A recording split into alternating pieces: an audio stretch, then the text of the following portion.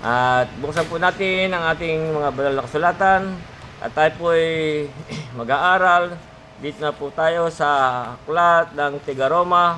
Tayo po ay sa Kapitulo 11 at ito po ay aking babasahin hanggang sa 10. At ito po ang ating pagbubulay-bulayan sa hapong ito. At sundalan po nyo ko sa inyong mga banal na kasulatan. Dito po ay sinasabi sa talatang 1, sinabi ko nga, tinakwil baga ng Diyos ang kanyang bayan, huwag nawang mangyari. Sapagkat ako man ay Israel sa binhi ni Abraham, sa angkan ni Benjamin. Hindi tinakwil ng Diyos ang kanyang bayan na nang una pa'y kinilala niya. O hindi baga ninyo nalalaman ang sinabi ng kasulatan tungkol kay Elias, kung paanong namamagitan siya sa Diyos laban sa Israel na sinabi, Panginoon, pinatay nila ang iyong mga propeta, iginiba nila ang iyong mga dambana. Ako'y naiwang nag-iisa at hinahanap nila ang aking buhay. Datapot ano ang sinabi ng kasagutan ng Diyos sa kanya? Nagtira ako sa akin ng 7,000 lalaki na hindi nagsisunod kay Baal. Gayun din nga sa panahong itong kasalukuyan ay may isang nalalabi ayon sa pagkahirang ng biyaya. Ngunit kung ito'y sa pamamagitan ng biyaya ay hindi sa mga gawa, sa ibang paraan ang biyaya ay hindi biyaya. Ano nga ang hinahanap ng Israel na hindi kinamtan? Datapot ito'y kinamtan ng pagkahirang at ang mga iba'y pinagmatigas. Ayon sa nasusulat, binigyan sila ng Diyos ng espiritu ng pagkakatulog, ng matang hindi nakakakita, ng mga pakinig na hindi nakakarinig hanggang sa araw na ito. At sinabi ni David, ang kanilang dulang naway maging isang silo at isang panghuli at isang katitusuran at isang kabayaran sa kanila. Mga glabo nawa ang kanilang mga mata upang sila'y huwag makakita at laging baluktutin mo nawa ang kanilang galugod. Dito po muna ang ating babasahin at ating pagbubulay-bulayan. Kaya nga kung ibabalik natin, sinabi nga po dito ni Pablo o sa 1 at saka sa 2 ating uulitin, sinabi ko nga, itinakwil baga ng Diyos ang kanyang bayan, huwag namang mangyari. Ako man ay Israelita sa binhi ni Abraham at sa angkan ni Benjamin. Sapagat nga po si Pablo ay isa ring Israelita. Siya nga po sinasabi niya, siya ay sa binhi ni Abraham at sa angkan ni Benjamin. Siya nga po ay doong galing sa angkan ni Benjamin. Kaya kung ating babasahin dito sa 2 Korinto, sa Kapitulo 11, dito ay sinasabi ni Pablo, sa 11:22, dito nga sinasabi, sila bagay Hebreo, sabi po ni Pablo, ako man, sila bagay mga Israelita, ako man, sila bagay binhi ni Abraham, ako man. At dito sa Filipos 3:5, ganun din po ang sinabi ni Pablo, na siya nga sabi dito sa 3:5 ng Filipos, na tinuli sa 8 araw mula sa binhi ng Israel, mula sa angkan ni Benjamin, Hebreo sa mga Hebreo, tungkol sa kautusan ay Pariseo. Yung nga po sabi ni Pablo na siya man ay Israelita. Kaya nga yun ang sinasabi niya rito, sinasabi ko nga, itinakwil baga ng Diyos ang kanyang bayan, huwag namang mangyari, sapagkat ako man ay Israelita sa binhi ni Abraham, sa angkan ni Benjamin. Kaya sa 2, sinasabi niya, hindi tinakwil ng Diyos ang kanyang bayan na nang una pa'y kinilala niya. O hindi ba ganyo nalalaman ang sinabi ng kasulatan tungkol kay Elias, kung paanong namamagitan siya sa Diyos laban sa Israel na sinasabi. Kaya nga, ito po yung ating liliwanagin, sapagkat bagaman po ang Israel ay naging, sabi nga dito sa 10:21 ng Roma, na sinasabi, natapot tungkol sa Israel ay sinabi niya, sa buong araw ay inyunat ko ang aking mga kamay sa isang bayang subail at matutol. Bagaman po ang Israel ay naging bayang subail at matutol, ay hindi po itinakwil ng Diyos ang kanyang bayan ng una pa'y kinilala niya. Bagamat sabi pa rin sa aklat ni Jeremias na ang Israel ay sila lumakad ng paurong, hindi pasulong. Pero hindi po ito itinakwil ng Diyos ng una pa'y ang kanyang bayan. Kaya ang sabi nga din ni Jeremias tungkol sa Israel dito sa Jeremias Kapitulo 7, na bagamat ang Israel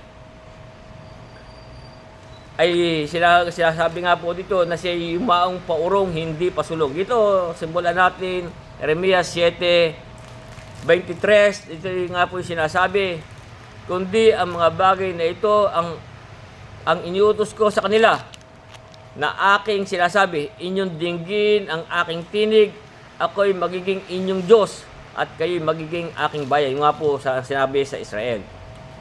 At magsisilakat kayo sa lahat ng daan na iniutos ko sa inyo, sa ikabubuti ninyo. Sa 24, sabi, ngunit hindi nila dininig o ikiniling man ang kanilang pakinig, kundi nagsilakat sa kanilang sariling mga payo, at sa pagmamatigas ng kanilang masamang puso, ay nagsiyaong paurong at hindi pasulong. Yung nga po. Sa 25, mula ng araw na ang inyong mga magulang ay nagsilabas sa lupain ng Ehipto hanggang sa araw na ito, aking sinugo sa inyo ang lahat kong lingkod na mga propeta, na araw-araw ay bumabangon akong maaga at sinugo ko sila. Ngayon may hindi sila nangakinig sa akin o nangakiling man ng kanilang pakinig, kundi pinagmatigas ang kanilang leeg, sila'y nagsigawa ng lalong masama kaysa kanilang mga magulang. Yung nga po ang sabi ni Isaias tungkol sa Israel. Pero bagaman ang sabi nga po dito ni Pablo, hindi itinakwil ng Diyos ang kanyang bayan ng una pa'y kinilala niya. O hindi ba kayo nalalaman ang sinabi ng kasulatan tungkol kay Elias, kung paanong namamagitan siya sa Diyos laban sa Israel? Yung nga po, si Elias nga po ay namamagitan sa Diyos laban sa Israel. Kaya nga po ito hindi itinakwil ng Diyos sapagkat meron pa pong mga nalabi sa Israel. Yung nga po sabi dito sa Roma 9:27, sabi nga dito 9:27 na Roma, at si Isaias ay sumigaw tungkol sa Israel, kung ang bilang man ng anak ng Israel ay naging tulad sa buhangin sa dagat, ay ang nalalabi lamang ang maliligtas. Kaya nga, ito po ay dahil doon po sa mga nalalabi. Kaya nga po ito hindi tinakwil. Dahil po doon sa mga nalalabi na maliligtas. At dito nga sa Jeremias din, 31, na sinasabi ni Jeremias, sapagkat nga po meron pang mga nalalabi sa Israel na mga maliligtas. Kaya nga po ito po hindi itinakwil ng Diyos ang kanyang bayan dahil nga po doon sa mga nalalabi. Sa 31 ng Jeremias, sa talatang 7 ay ganito po sinasabi ni Jeremias, sapagkat ganito, 31:7 ng Jeremias, sapagkat ganito ang sabi ng Panginoon, kayo'y magsiawit ng kasayahan dahil sa Jacob. Ang ibig po sabihin ng Jacob ay po Israel. At magsihiyaw kayo dahil sa puno ng mga bansa. Magkanyag kayo, magsipuri kayo, magsasabi, O Panginoon, iligtas mo ang iyong bayan, ang nalabi sa Israel. Yung nga po. Sapagkat meron pa pong mga nalalabi sa Israel na mga maliligtas. Ito po yung talagang tunay na tumatalima sa Diyos. Kaya nga po, hindi nga po itinakwil ng Diyos ang kanyang bayan kanyang bayan ng una pa'y kinilala niya. Dahil nga po ito doon sa mga nalalabi na maliligtas. Kaya nga, ang akala po ni Elias sa panahon na yon ay siya na lang po ang tao ng Diyos.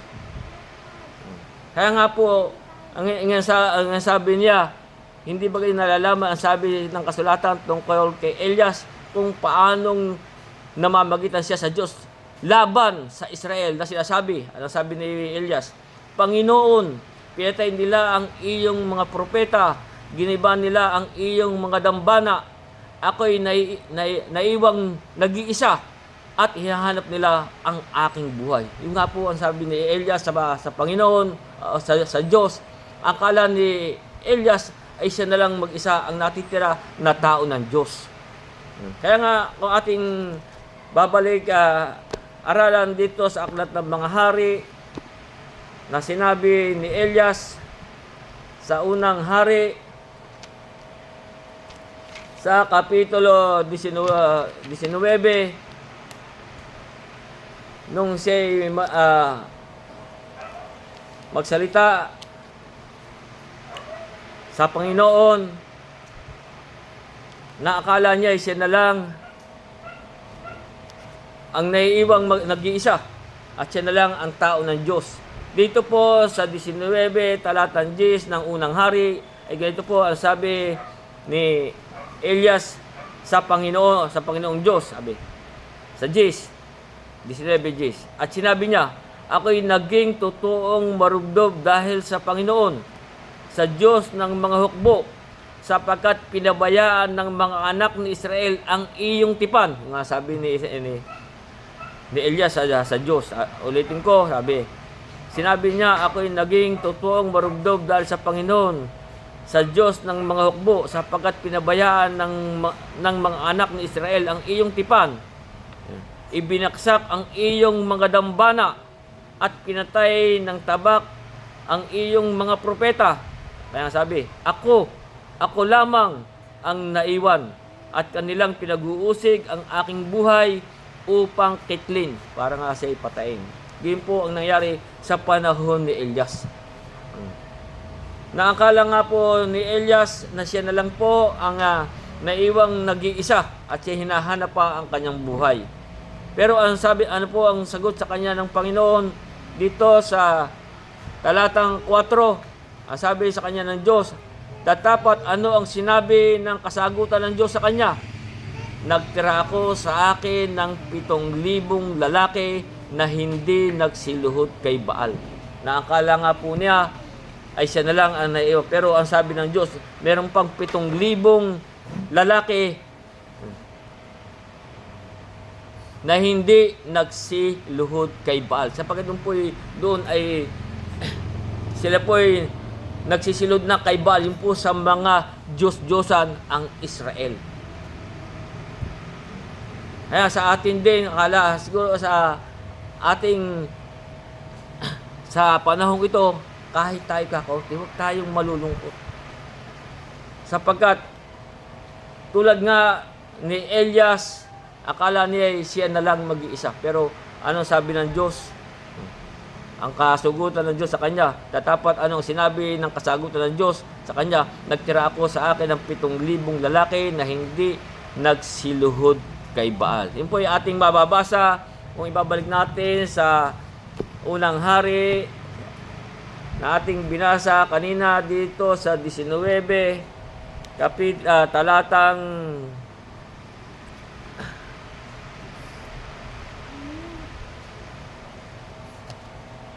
hari. Sa 19, sa talatang 18, gayon po ang kasagutan sa kanya ng Diyos. Dito sinasabi, gayon may iiwan ko'y 7,000 sa Israel, lahat na tuhod na hindi nagsiluhod kay Baal, at lahat ng bibig na hindi nagsihalik sa kanya. Yung nga po ang kasagutan yun. Akala nga po ni Elias ay siya na lang ang tao ng Diyos. Kaya sa atin din, huwag po tayo malulungkot kung tayo kakaunti. Sapagkat, ang sabi nga po dito sa 11:5 nitong ating pinag-aaralan sa Roma, ang sabi nga po dito gayon din nga sa panahong itong kasalukuyan ay may isang nalalabi ayon sa pagkahirang ng biyaya. Maging sa Israel. Kaya sabi, gayon din nga sa panahong itong kasalukuyan ay may isang nalalabi ayon sa pagkahirang ng biyaya. Sabi sa Israel po ay meron pa pong mga nalalabi, meron pa pong maliligtas hanggang sa ayon nga siya sabi hanggang sa panahong ito kasalukuyan. Meron pa pong tatanggap sa ating Panginoon. Kaya nga dito sa aklat ni Joel, kung ating babasahin, dito po ay may sinasabi si Propeta Joel sa kanyang sulat sa Kapitulo 2 sa talatang 31. Dito ay sinasabi, ito po ay tungkol sa Israel. Dito ay sinasabi sa 31, ang araw ay magiging kadiliman at ang buwan ay dugo bago dumating ang dakilang kakilakilabot na kaarawan ng Panginoon. Bago po dumating yung pong dakilang kakilakilabot na kaarawan ng Panginoon. Sabi sa 32, at mangyayari na ang sinumang tumawag sa pangalan ng Panginoon ay maliligtas, sapagkat sa bundok ng Sion, yung pong Sion, yung pong Jerusalem, at sa Jerusalem, doroon yaong makatatanan, gaya ng sinabi ng Panginoon, at sa nalalabi ay yaong mga tinawag ng Panginoon. Meron pa pong mga nalalabi na tatawagin ang Panginoon. Kaya nga yun po ang sinasabi sa ating pinag-aaralan. Gayon din nga sa panahong itong kasalukuyan ay isa pang nalalabi ayon sa meron pong nalalabi pa na tatawagin ayon sa pagkahirang ng biyaya. Maging sa Israel, maging sa ating mga hintil. Meron pa pong mga tinatawag.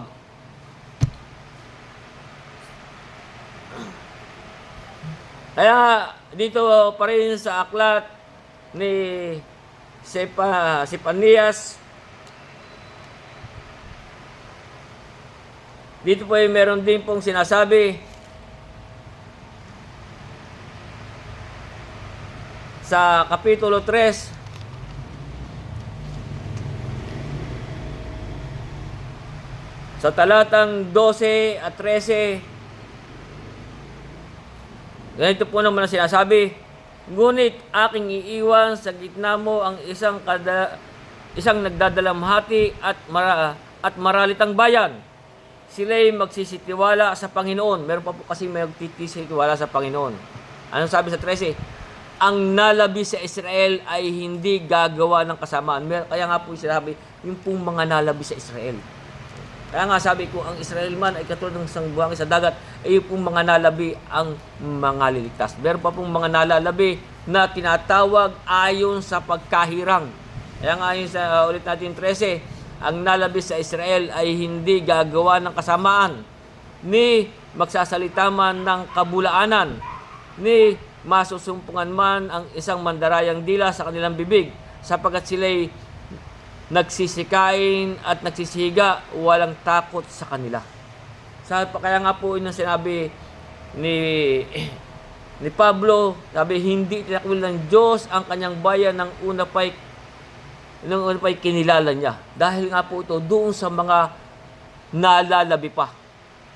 Yun po yung mga nalalabi ayon sa pagkahirang. Sapagkat ayon po sa ating laging pinag-aaralan sa aklat ng Efeso, ang Diyos po ay merong itinaga bago itatag ang sanlibutan, na yun po'y kanyang tinatawag. Kaya kung ating babasahin yung aklat ng Efeso, dito ay sinasabi, 1:4, sabi, ayon sa pagkapili niya sa kanya bago itatag ang sanlibutan upang tayo maging mga banal at mga walang dungi sa harapan niya sa pag-ibig. Tayo nga italaga niya ng una pa sa pagkukupkop tulad sa mga anak sa pamamagitan ni Jesucristo sa ganang kanya ayon sa minagaling ng kanyang kalooban. Kaya sa 11 ng Efeso, tayo rin naman sa kanya'y ginawang mana na naitilagan niya tayo ng una pa ayon sa pasya niyang gumawa ng lahat ng mga bagay ayon sa pasya ng kanyang kalooban, upang tayo maging kapurihan sa kanyang kalwalhatian, tayong nagsiasa ng una kay Kristo. Kaya nga, yun po'y ang sabi, nasa kanya kay rin naman, pagkarig ng aral ng katotohanan ng Ebanghelyo ng kaligtasan, nasa kanya rin naman, mula ng kayo magsasampalataya kay tinatakan ng Espiritu Santo na ipinangako, na siyang patuto sa ating mana hanggang sa ikatutubos ng sariling pag-ari ng Diyos sa ikapupuri sa kanyang kalwalhatian. Kaya nga, tayo po'y noon pa, merong nga pong mga napilit itinalaga sa buhay na walang hanggan, na yung nga po'y tinatawag niya. Kaya nga dito sa Roma 8:28, kaya nga sabi dito, sapagkat siyaong ng una pa'y kanyang kinilala, ay itilaga naman niya na maging katulad ng larawan ng kanyang anak ng Diyos, upang siya maging panganay sa maraming magkakapatid.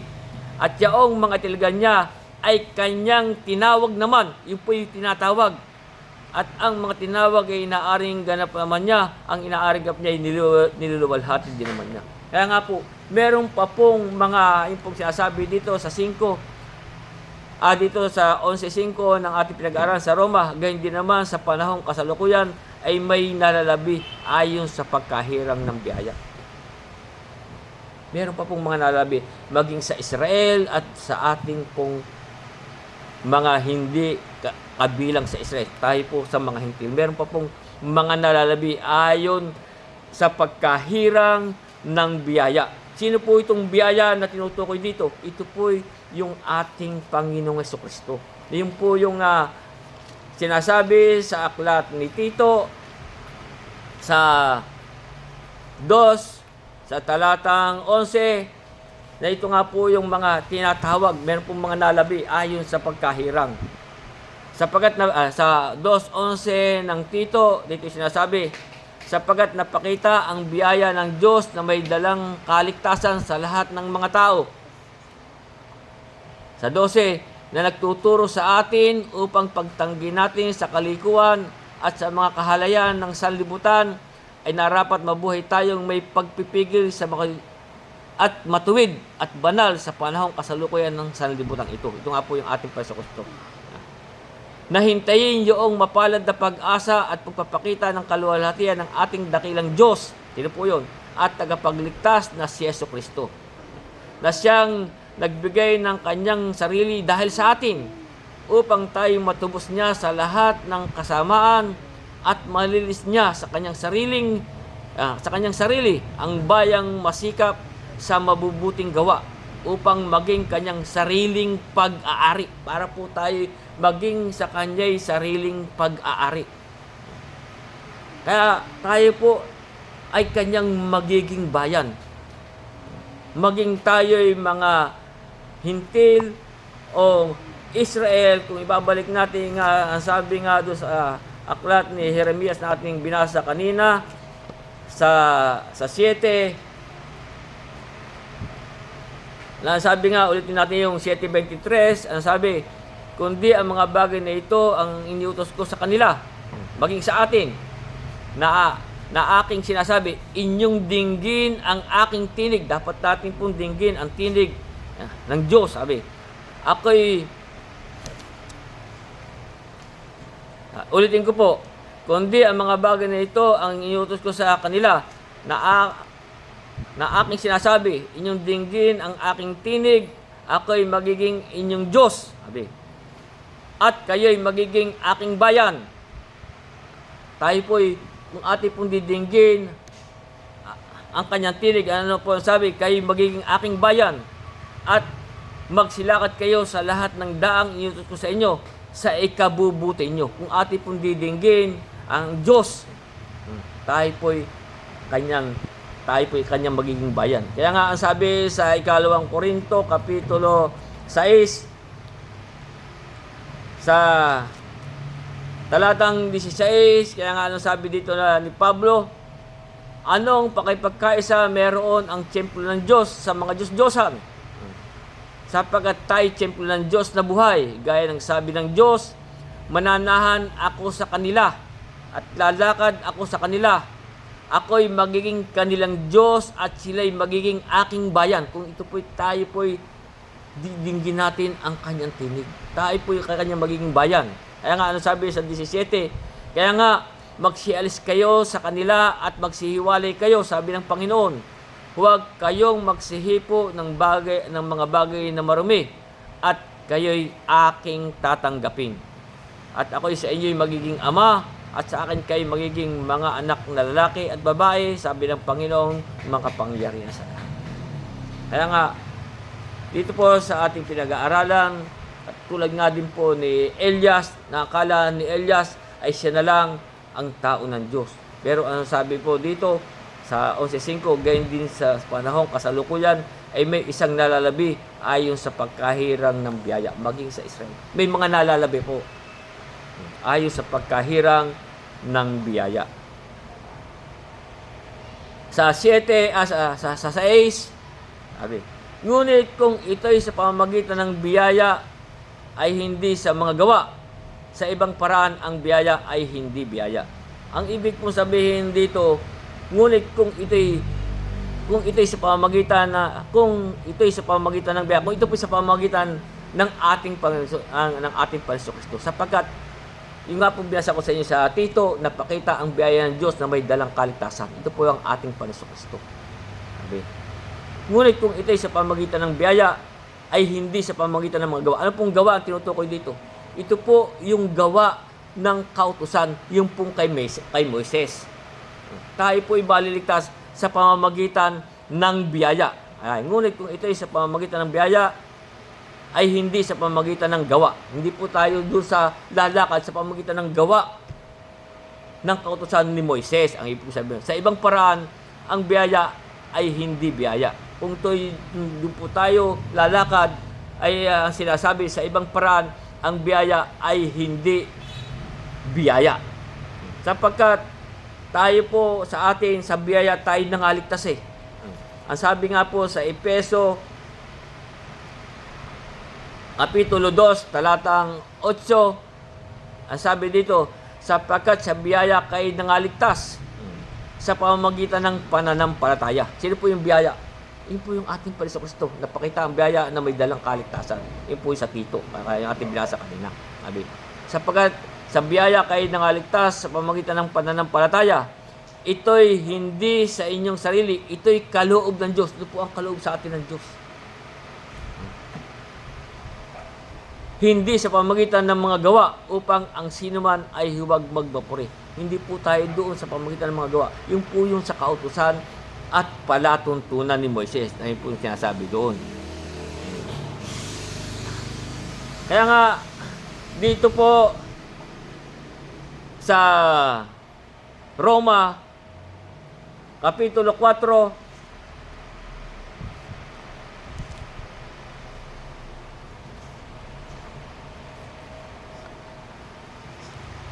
sa talatang 4, dito may sinasabi, gayon sa kanya na gumagawa, hindi binibilang na biyaya ang ganti, kundi utang. Ito yung mga lumalakad po sa mga gawa ng kautusan ni Moises. Ayan sabi, gayon nga sa kanya na gumagawa, hindi binibilang na biyaya ang ganti, kundi utang. Datapos sa kanya na hindi gumagawa, hindi lumalakad ang ibig ko sabihin, hindi lumalakad sa kautusan at palatuntunan ni Moises. Sabi, datapos sa kanya na hindi gumagawa, ngunit sumasampalataya sa kanya, sa ating Panginoon Kristo.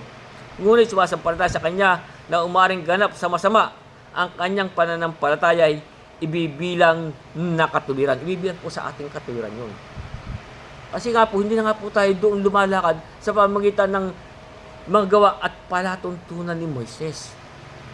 Kaya kung tayo po doon pa lumalakad sa mga gawa ng kautusan, ay sabi, hindi ibibilang na biyaya po yun, kundi hindi ibibilang na biyaya ang ganti, kundi utang. Meron po tayong kautangang tuparin ang lahat ng mga nasusulat doon. Sapagkat, ang sabi nga dito sa Galacia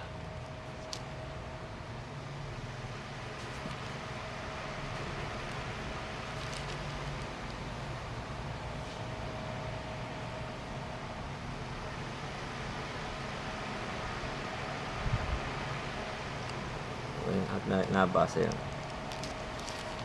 Ito po sa Galacia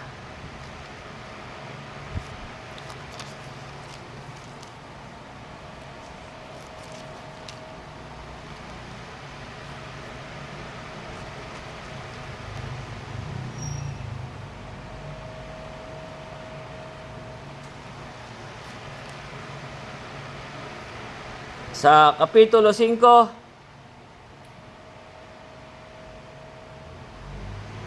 sa talatang 3, dito ay sinasabi, 5:3 ng Galacia, oo, pinatutuhanan kong muli sa bawat taong tumatanggap ng pagtutuli. Ito po yung sa kautusan ni Moises, na siya'y may kautangang tumupad ng buong kautusan. Kaya nga po, yun ang sinasabi, yung nililiwanag ko sa inyo dito sa 4:4 ng Roma, na sinasabi, sa kanya na gumagawa, hindi binibilang na biyaya ang ganti, kundi utang. Meron po tayong kautangang, sabi, oo, 5:3 ng Galacia, oo, pinatuhanan kong muli sa bawat taong gumaganap ng pagtutuli, na siya may kautangang tumupad ng buong kautusan. Sabi sa 4, kayo'y hiwalay kay Kristo, kayong nag-iibig na ariing ganap ng kautusan, nangahulog kayo mula sa biyaya. Kaya nga, yun po ang sinasabi dito sa ating pinag-aaralan. Kaya nga po ito nililiwanag ko yung 6. Ngunit kung ito ay sa pamamagitan ng biyaya, ay hindi sa mga gawa. Dapat po hindi sa mga gawa. Sa ibang paraan, ang biyaya ay hindi biyaya. Kung tayo po doon lalakad at gusto nating ariing ganap tayo kay Kristo, ay yung pong biyaya ay po hindi magiging biyaya. Tayo nga po hiwalay na doon eh. Ang sabi nga po sa Roma, Kapitulo 3, talatang 28, ano sabi dito? Kaya nga, may pasisya natin na ang tao'y inaaring ganap sa pamamagitan ng pananampalataya. Tayo po'y aaring ganap sa pamamagitan ng pananampalataya. Kanino? Sa ating Panginoon sa Kristo. Kaya nga, may pasisya natin na ang tao'y inaaring ganap sa pamamagitan ng pananampalataya na hiwalay sa mga gawa ng kautusan. Ito po ang tinutukoy ditong gawa. Dapat po tayo hiwalay na sa mga gawa ng kautusan. Yun po yung kay Moises. At dito pa rin sa 3:27 nitong Roma, ano sabi? Kaya nga, saan naroon ang pagmamapuri? Ito'y hiwalay na sa pamagitan ng anong kautusan ng mga gawa, hindi sa pamagitan ng kautusan ng pananampalataya. Sapagkat tayo po'y lumalakad na sa kautusan ng pananampalataya. Iyon po ang kautusan ni Kristo. Doon na po tayo lumalakad. Kaya kung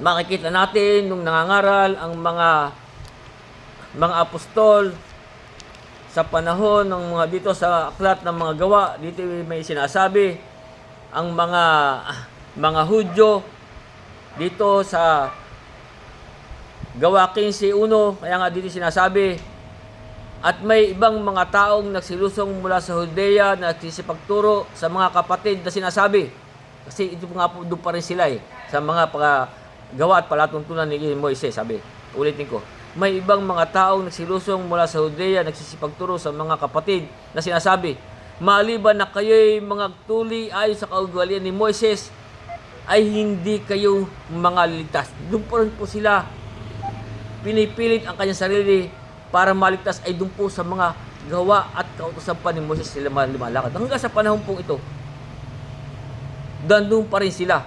Kaya 15:21 ng mga gawa dito sinasabi, sapagkat si Moises mula ng unang panahon ay merong bawat bayan na nangangaral tungkol sa kanya. Palibasa ay binabasa sa mga sinagoga sa bawat Sabat. May mga nangangaral pa rin po tungkol kay Moises. Hindi na nga po tayo po hiwalay na doon sa mga gawa ng kautusan at palatuntunan ni Moises. Tayo po lumalakad na sa kautusan ng pananampalataya. Yung pong kautusan ng ating Panginoong Hesukristo. Kaya nga, yun ang sinasabi nga po dito sa 6, ngunit kung ito'y sa pamamagitan ng biyaya, ay hindi sa mga gawa. Sa ibang paraan, ang biyaya ay hindi biyaya. Sa 7, ano nga ang hinahanap ng Israel na hindi niya kinamtan? Datapot ito'y kinamtan sa pagkahirang. ang mga iba'y pinapagmatigas. Yung nga pong iba ay talagang pinagmatigas na. Pero ito po'y kinamtan nila kinamtan ng pagkahirang. Yun po sapagkat yan nga po yung sinasabi sa 5, nasabi, ngayon hindi sa mapanahong kasalukuyan ay may isang nalalabi ayon sa pagkahirang ng biyaya. Kinamtan po yun ng Israel ayon sa pagkahirang.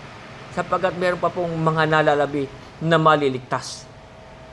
Kaya nga po hindi tinakbil ng Diyos ang kanyang bayan nang una pa'y kinilala niya. Dahil nga po ito doon sa mga nalalabi pa na mga liligtas. Pero ano ang sabi? Ano nga ang hinahanap ng Israel na hindi kinamtan? Dapat iti kinamtan sa pagkahirang. Ito yung kinamtan nila sa pagkahirang. Pero ang sabi nga, ang iba'y pinapagmatigas. Yung nga po yung mga nagsisuway. Yung po'y talagang pinagmatigas na. Nasabi nga sa 9:31 nitong mga gawa, 31 hanggang 33, kaya nga sabi dito, datapwat ang Israel sa pagsunod sa kautusan ng katuwiran ay hindi umabot sa kautusang iyan. Yung nga po ang Israel hindi umabot sa kautusan iyan, sapagkat yung nga pong iba'y pinapagmatigas na. Kaya nga ulitin ko yung 31, datapwat ang Israel pagsunod sa kautusan ng katuwiran ay hindi umabot sa kautusang iyan. Bakit? Ang sabi sa 32, sapagkat hindi nila hinanap sa pamamagitan ng pananampalataya. Hindi po nila hinanap sa pamamagitan ng pananampalataya, kundi ayon sa mga gawa. Yun po yung gawa. Yung pong gawang kaya nga sinasabi ko, yung gawa ang tinutukoy dito, yun po yung sa pamamagitan ng gawa ng kautusan at palatuntunan ni Moises. Doon nga po nila pinipilit ang kanilang sarili. Sabi. Ulitin ko, bakit? Sapagkat hindi nila hinanap sa pamamagitan ng pananampalataya, kundi ng ayon sa mga gawa. Sila'y nangatisod sa batong katitisuran. Sino po yung batong katitisuran? Yun po yung ating Panginoon. Gaya ng nasusulat, narito ilagay ko sa Sion ang isang batong katitisuran at batong pambuwal. Ang sumasampalataya sa Kanya ay hindi mapapahiya. Pero ang sasampalataya po sa Kanya, yun po'y hindi mapapahiya. Kaya nga po, yan po'y kinamtan ng Israel. Datapwat ang iba'y pinagmatigas. Pinagmatigas nga po ng Diyos ang Israel. Yung pong iba. At dito sa Roma, Kapitulo 10, talatang 3, sapagkat ang sabi nga dito ay, sapagkat sa hindi nila pagkaalam ng katuwiran ng Diyos. Ano po yung katuwiran ng Diyos? Ito po yung pananampalataya sa ating Panginoon Kristo. Ito po yung laging binabasa sa inyo dito sa Roma, Kapitulo 3. Yun po yung hindi nila pagkaalam ng katuwiran ng Diyos. Yun po yung sinasabi dito sa 3:21 ng Roma. Sabi nga dito, datapwat bukod sa kautusan ay pahayag ang isang katuwiran ng Diyos na sinaksihan ng kautusan at ng mga propeta, sa mga bagay ang katuwiran ng Diyos sa pamamagitan ng pananampalataya kay Hesukristo sa lahat na magsasampalataya, sapagkat walang pagkakaiba, maging Hudyo o Hintil man, ang sasampalataya po, ayun po ang maliligtas. Kaya nga po yung sinasabi nga dito sa 10:3 ng Roma, sapagkat sa hindi nila pagkaalam ng katuwiran ng Diyos at sa pagsusumakit na maitayo ang sariling kanila, ay hindi sila napasakop sa katuwiran ng Diyos. Hindi po napasakop. Kaya nga ang sabi nga ay, ang iba'y pinapagmatigas. At dito sa Hebreo, sa Kapitulo 3,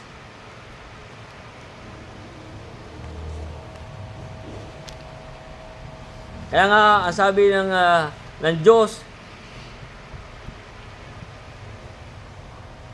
sa kanila dito sa Israel,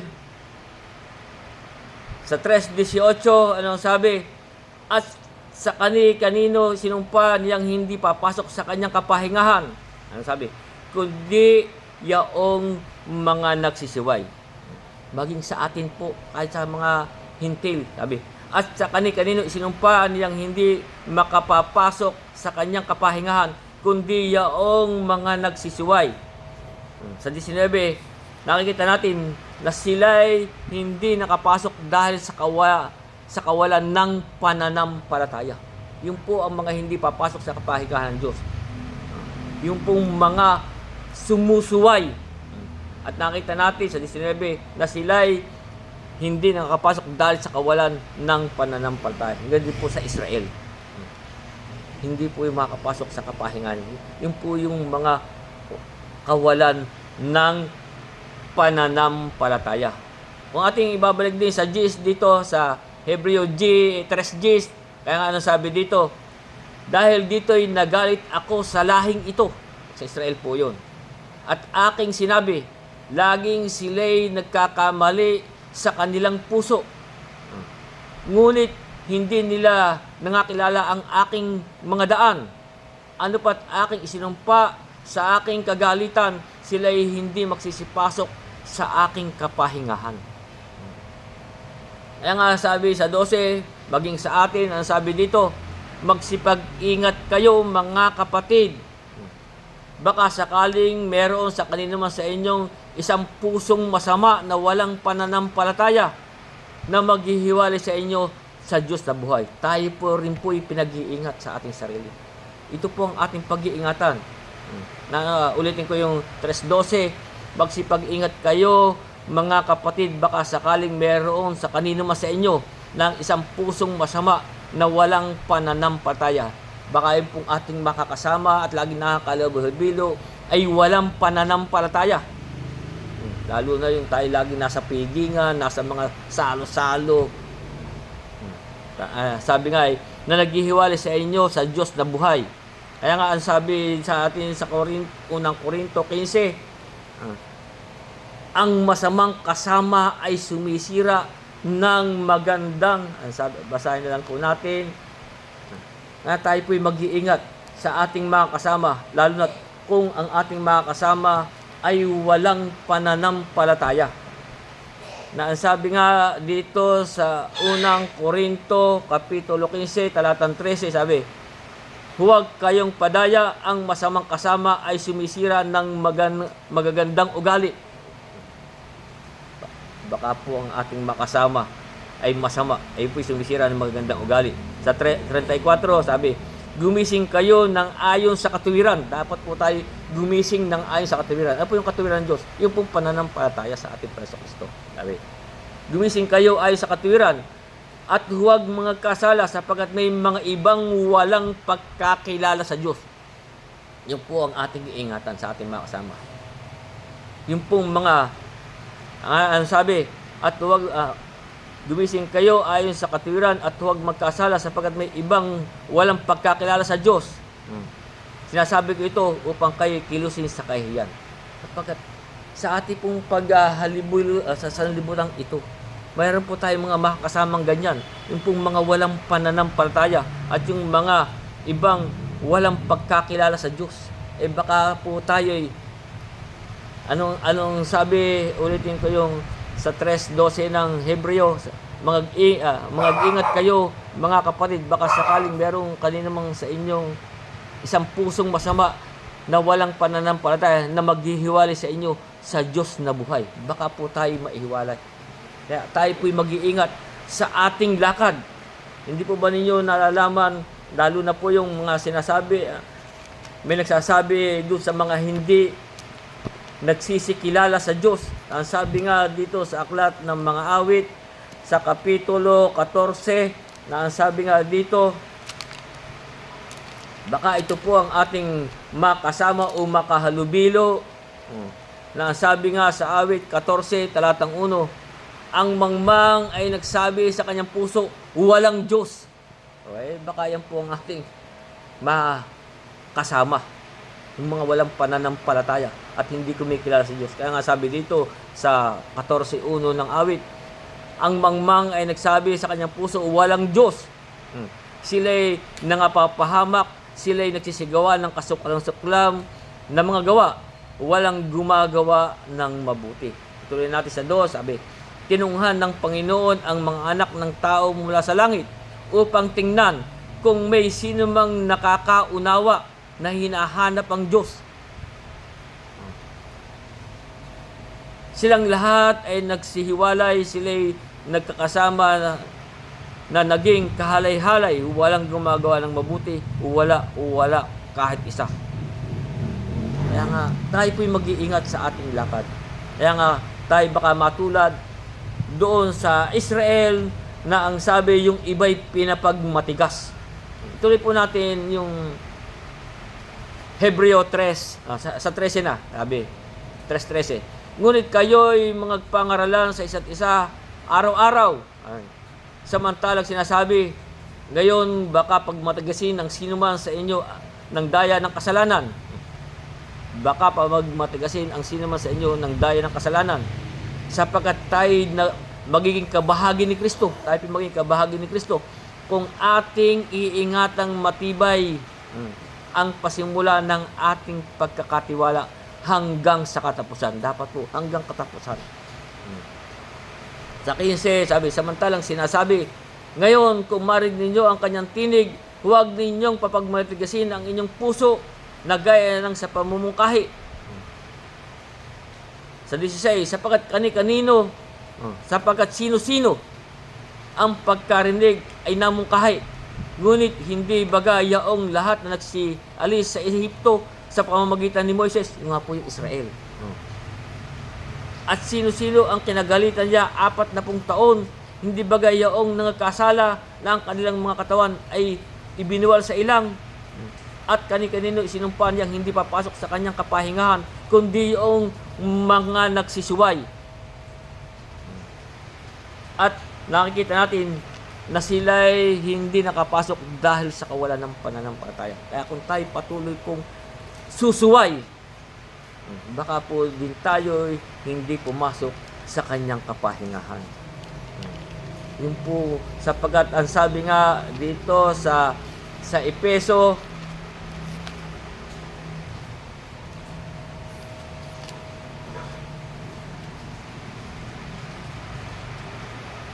sa Efeso 5:6, sabi, huwag kayong madaya ng sinumang salitang walang kabuluhan, sapagkat dahil sa mga bagay na ito'y dumarating ang galit ng Diyos sa mga anak ng pagsuway.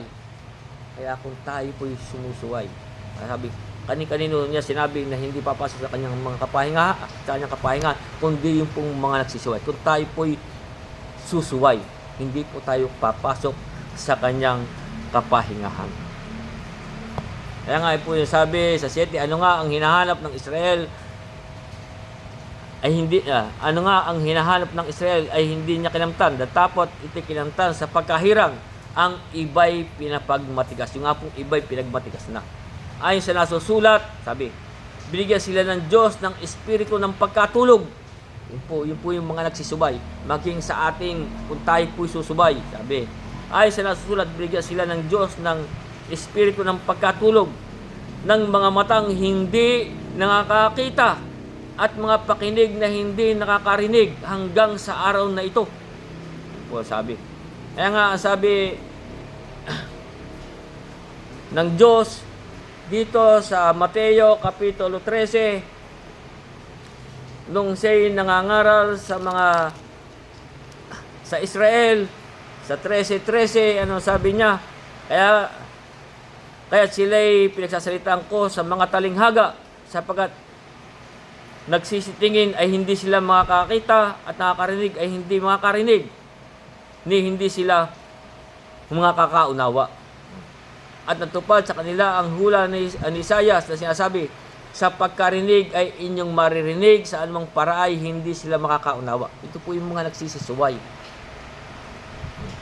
At sa pagtingin ay hindi makikita, sa anong paray hindi nila mamamalas, sapagkat kumapal ang puso ng bayang ito at mahirap makakarinig ang kanilang mga tainga at kanilang ipinikit ang kanilang mga mata.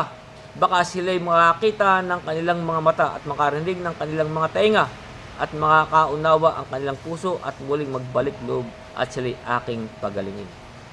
Yan po yung mga binigyan ng Diyos na sabi sa 11:8, at ayon sa nasusulat, binigyan ng Diyos ng espiritu ng pagkakatulog, ng mga matang hindi nakakakita, ng mga pakinig na hindi nakakarinig, hanggang sa araw na ito.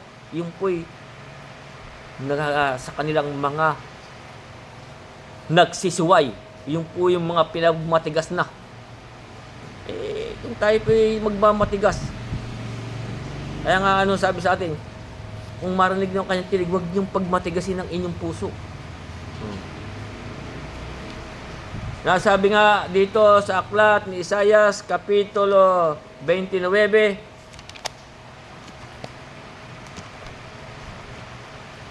tungkol nga din po yan sa Israel. Sa 29,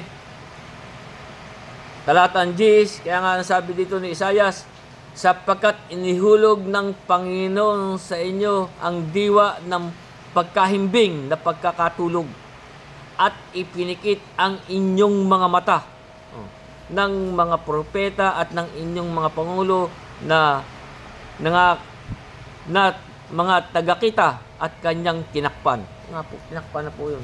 Bigyan na po ng walang sila po ay hinulog ng Panginoon sa inyo ang diwa ng pagkahimbing ng pagkakatulog. At sa 6:9 ng Isaias,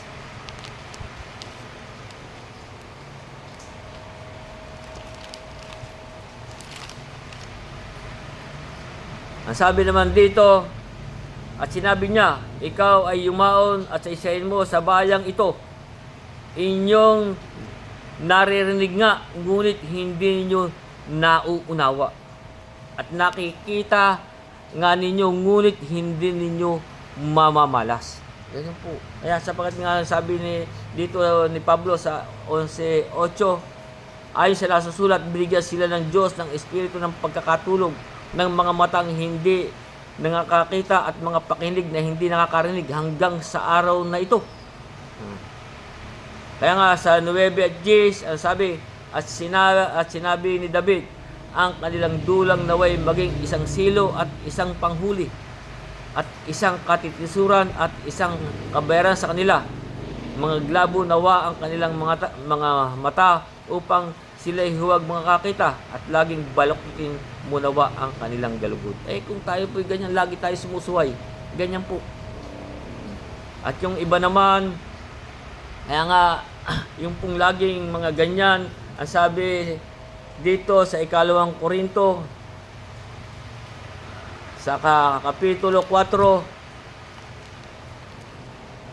na ang sabi nga, at binulog ng Diyos ang salibutang ito ang mga pag-iisip ng mga hindi nagsisampalataya. Yung pong mga ayaw manampalataya.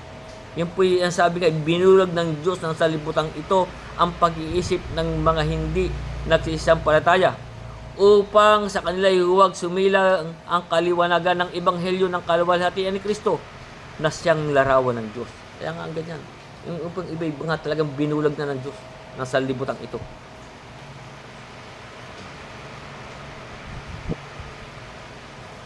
Kaya nga, yun po yung mga sinagsabing walang Diyos. Yan po yung mga bulag na. Kaya nga dito sa unang Pedro, Kapitulo 1,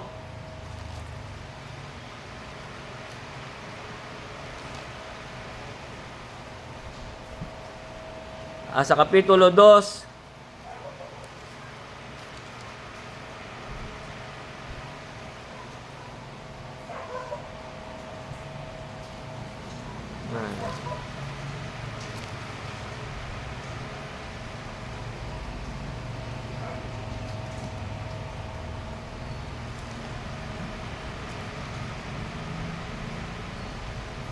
dito sa huling talata na natin babasahin sa unang Pedro 2:8, kaya dito sinasabi, at batong, ito nga po yung ating Jesucristo.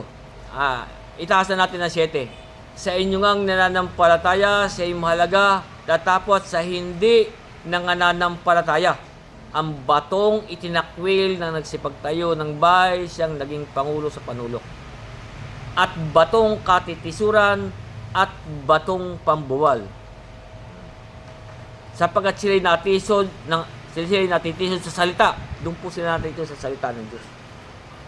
Sapagkat sila ay natitisod sa salita, palibhasay mga suwail na dito rin naman sila itinalaga. Palibhasay mga suwail. Kaya nga, yung nga po sinasabi dito natin sa 11:7, sa 11:7 na sinasabi, ano nga ang hinahanap ng Israel na hindi niya kinamtan, datapot ito'y kinamtan sa pagkahirang. Ang iba'y pinagmatigas. Nga po. Yun po yung mga suwail. Na nga po yung sinasabi na, sa ating binasa sa Hebreo. Na sinasabi, at kani-kanino isinumpan yan na hindi papasok sa kanyang kapahingahan, kundi yung mga nagsisuway. Yun po yung mga suwail. Doon nga po sila natitisod sa salita. At nakita natin na sila ay hindi mga kapapasok sa kawalan ng pananampalataya. Yun nga po yung sinasabi natin dito sa huling talata natin binasa sa 2:8, at batong katitisuran at batong pambuwal, sapagkat sila'y natitisod sa salita, palibhasay mga suwail. Na dito naman sila. Doon na sila po nakatalaga. Sapagkat yun po ang doon po ang yung pong binasa ko sa inyo, ang kagalitan ng Diyos sa mga anak ng pagsubay.